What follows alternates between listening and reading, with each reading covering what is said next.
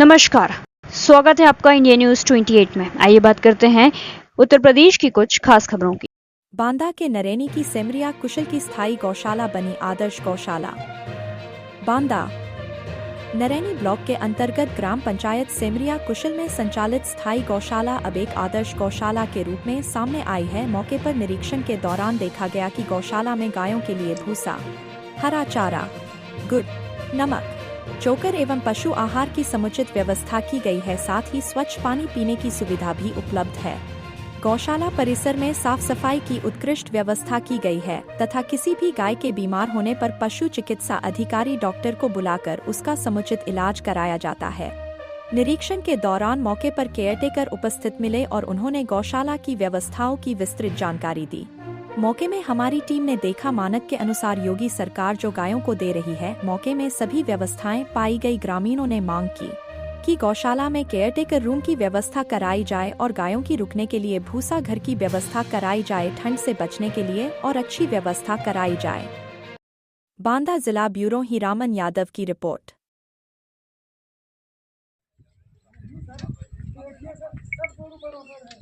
आपका शुभ नाम क्या है? मेरा नाम अतुल अंजान मौर्य है और सचिव सेमरिया कुशल।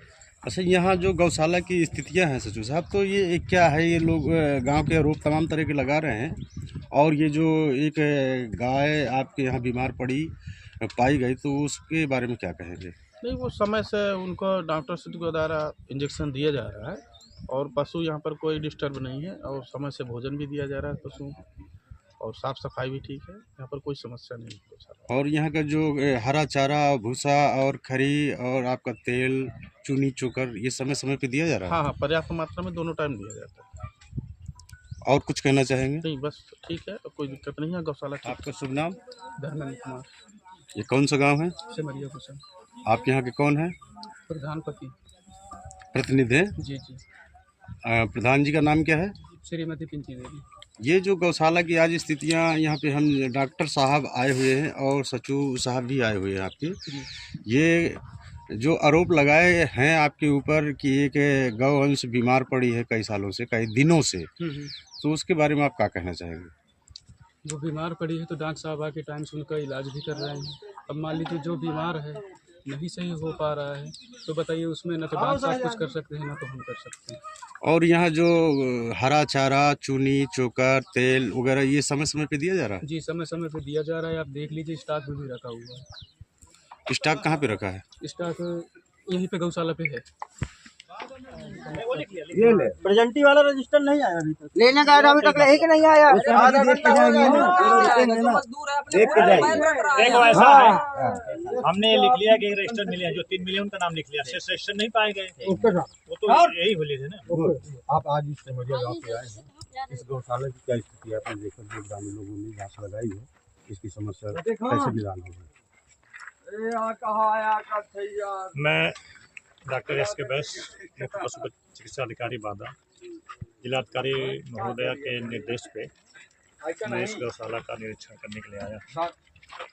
इस गौशाला का निरीक्षण में हमें ये पाया गया, सबसे बड़ी जो एक त्रुटि हमारे सामने पहले आई कि मृत गौवंशों का सम्मान पूर्ण रूप से नहीं किया जाता। और मैं ये सचिव और प्रधान को निर्देशित करता हूं कि यदि कोई गौवंश मृत्यु होते हैं तो उनका ससम्मान निस्तारण किया जाए।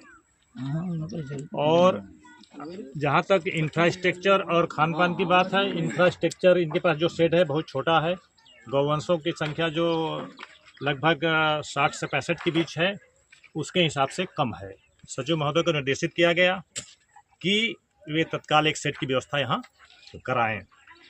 और खान पान में पानी की चरही इनकी गंदी पाई जा रही है। इसका प्रतीत होता है कि देख रेख में लापरवाही बरती जा रही है। और पशु आहार बिल्कुल नहीं पाया गया। भूसे का स्टॉक भी कुछ नहीं है, नहीं है क्या है? गौआश्रय स्तर पर बिल्कुल नहीं पाया गया, शून्य पाया गया। मैं लिख रहा हूँ, लिखूंगा। और भूसा गोदाम भी बनाने की आवश्यकता है।